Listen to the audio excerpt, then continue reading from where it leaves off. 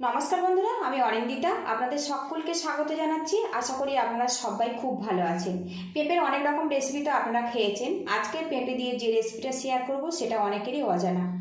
আজকের পেঁপের রেসিপির জন্য মূল উপকরণ হচ্ছে গোবিন্দভোগ চাল। হ্যাঁ বন্ধুরা, পেঁপে দিয়ে তো ডাল, পেঁপে ঘন্ট, পেঁপের তরকারি, মাছ বা চিংড়ি দিয়ে অনেক ধরনের রেসিপি আপনারা বানিয়েছেন, কিন্তু কখনো গোবিন্দভোগ চাল দিয়ে একবার বানিয়েছেন? অবশ্যই এইভাবে ট্রাই করবেন। আমি কীভাবে বানাচ্ছি পুরো ভিডিওটি দেখার অনুরোধ রইল। এখানে দেখুন গোবিন্দভোগ চাল নিয়েছি 50 গ্রাম পরিমাণে, আর নিয়েছি পেঁপে। এই চালটার মধ্যে যে ধুলোটা ছিল সেটা কিন্তু আমি ঝেড়ে পরিষ্কার করে নিয়েছি, আর এর গায়ের যে ধুলোটা আছে না, সেটাও কিন্তু একটা পরিষ্কার কাপড় দিয়ে মুছে নিয়েছি। আজকের রেসিপিতে চালটা আমি কোনো রকমভাবে ধোবো না। এই চালের মধ্যে দেখুন সামান্য পরিমাণে গরম মশলা পাউডার দিয়ে দেবো, আর দেখুন সামান্য পরিমাণে ঘি দিয়ে দেবো। দিয়ে এটা একসঙ্গে বেশ ভালো করে মাখিয়ে নেব। অনেকে পেঁপে কিন্তু একটুও খেতে পছন্দ করেন না। এই পেঁপে সবজিটা আমরা পেঁপে না মনে করে, যদি মাছ মাংস মনে করে বিভিন্নভাবে যদি রান্না করতে পারি, এটা কিন্তু অনেক বেশি সুস্বাদু হয়। আর বন্ধুরা, পেঁপে এমন একটা সবজি যাদের সুগার আছে তারাও কিন্তু নিশ্চিন্তে খেতে পারেন, আর যাদের সুগার নেই তারাও কিন্তু খেতে পারেন। এই সবজিটা কিন্তু আমাদের লিভারটাকে ভালো রাখে, সাথে কিন্তু এটা খুবই সহজপাচ্য। তো দেখুন ভালো করে এটা মাখিয়ে নিয়েছি। এবার এটা আমি সাইড করে রেখে দেবো। আর বন্ধুরা, এখানে পেঁপে আর গোবিন্দভোগ চালটা আমি প্রয়োজন মতো নিয়েছি, আপনারা কম বেশি করে নিতে পারেন। এবারে এখানে দেখুন পেঁপের গায়ের খোসাটা ছাড়িয়ে নেব আর ডুমো ডুমো করে কেটে নেব। আর অবশ্যই কিন্তু পেঁপেটা কাঁচা হতে হবে। কাঁচা পেঁপে দিয়ে আর এই গোবিন্দভোগ চাল দিয়ে রেসিপিটা বানাবেন, এতে কিন্তু অনেক বেশি টেস্টি হবে। এর গায়ের খোসাটা একদম পুরোপুরি ভালো করে ছাড়িয়ে নিতে হবে, একটুও যেন সবুজ অংশ না থাকে, তাহলে কিন্তু তিতকুড়ে ভাব আসবে, খেতে ভালো লাগবে না। দেখুন বেশ ভালো করে পেঁপেটা ছাড়িয়ে নিয়েছি, আর এইভাবে বাকি পেঁপের টুকরোগুলো আমি ছাড়িয়ে নেব। পেঁপের গায়ের খোসাগুলো আমি ছাড়িয়ে নিয়েছি। এবারে এখানে দেখুন একটু ডুমো ডুমো আর সাইজে ছোট ছোট করে কেটে নেব। আমি এইভাবে ডুমো ডুমো আর ছোট ছোট করে কেটে নিচ্ছি। আপনারা কিন্তু ছোট বড় যেমন ইচ্ছে শেপ দিয়ে কেটে নিতে পারেন। আর বন্ধুরা, অতটা পেঁপে আমি ব্যবহার করব না, দু টুকরো আমি সাইড করে দিয়েছি, বাকি টুকরোগুলো আমি এইভাবে রেডি করে নেব। আর বন্ধুরা, ভিডিওর শুরুতে আপনাদের কাছে একটা রিকোয়েস্ট রইল, একটা লাইক দিয়ে দেবেন, আর চ্যানেলে নতুন হয়ে থাকলে চ্যানেলটিকে সাবস্ক্রাইব করে সাপোর্ট করার অনুরোধ রইল। পেঁপেগুলো আমি এইভাবে টুকরো করে নেব। পেঁপেগুলো আমি টুকরো করে নিয়েছি, আরও একবার ভালো করে ধুয়ে নেব। এদিকে প্যানটা গরম করে নিয়েছি, এর মধ্যে দিয়ে দেবো সরিষার তেল। আপনারা চাইলে ঘি, সাদা তেল দিয়েও কিন্তু রান্নাটা করে নিতে পারেন। তেলটা ভালো করে গরম করে নেব। এবার এর মধ্যে আমি পেঁপেগুলো দিয়ে দেব, দিয়ে একটু ভাজা ভাজা করে নেব। আর বন্ধুরা, আমি সবসময় চেষ্টা করি নতুন নতুন রেসিপি শেয়ার করার জন্য। প্লিজ একটা লাইক দিয়ে দেবেন, চ্যানেলটিকে সাবস্ক্রাইব করে সাপোর্ট করার অনুরোধ রইল। মিডিয়াম হিটে পেঁপেটা একটু উল্টে পাল্টে একটু লাল লাল করে ভেজে নেব, তাহলে পেঁপের যে কাঁচা গন্ধ ওটা চলে যাবে। আর বন্ধুরা, যারা নিরামিষ খান বা বিভিন্ন রকম সবজি দিয়ে নতুন নতুন রেসিপি খেতে পছন্দ করেন, আমার চ্যানেলে শেয়ার করা আছে, আপনাদের দেখে আসার অনুরোধ রইল। আরও কিছুক্ষণ নাড়াচাড়া করে নেব। এদিকে দেখুন পেঁপেটা কিন্তু আমি ভেজে নিয়েছি, এর যে কাঁচা গন্ধ ওটা চলে গেছে। আর এর থেকে খুব বেশি কিন্তু লাল করে ভাজবো না, তাহলে পেঁপের যে গুণ সেটা কিন্তু নষ্ট হয়ে যাবে। এবার এই পেঁপেগুলো আমি তুলে নেব।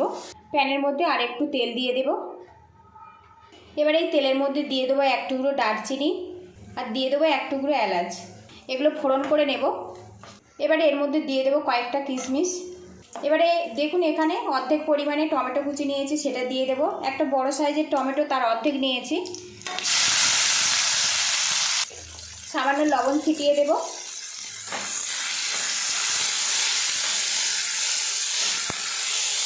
বেশ কিছুক্ষণ নাড়াচাড়া করে নিয়েছি, টমেটো কিন্তু বেশ নরম হয়ে গেছে। এবারে এর মধ্যে সামান্য জল অ্যাড করে দেব।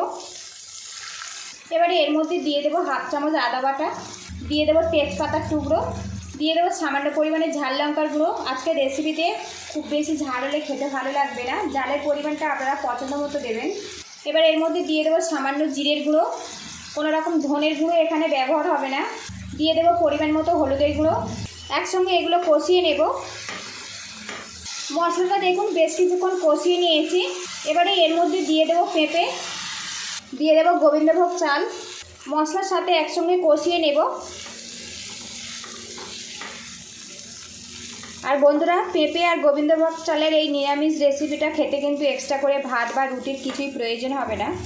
লো হিটে মশলার সাথে কিন্তু এগুলো বেশ ভালো করে কষিয়ে নেব, তাহলে কিন্তু ফ্লেভারটা খুব সুন্দরভাবে রেডি হবে।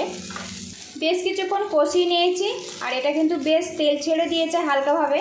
এবারে এর মধ্যে দিয়ে দেবো 1 গ্লাস পরিমাণে গরম জল, আর অবশ্যই একটু গরম জল ব্যবহার করবেন। গ্যাসের হিটটা হাইতে রেখে আমি গ্রেভিটা ফুটিয়ে নেব।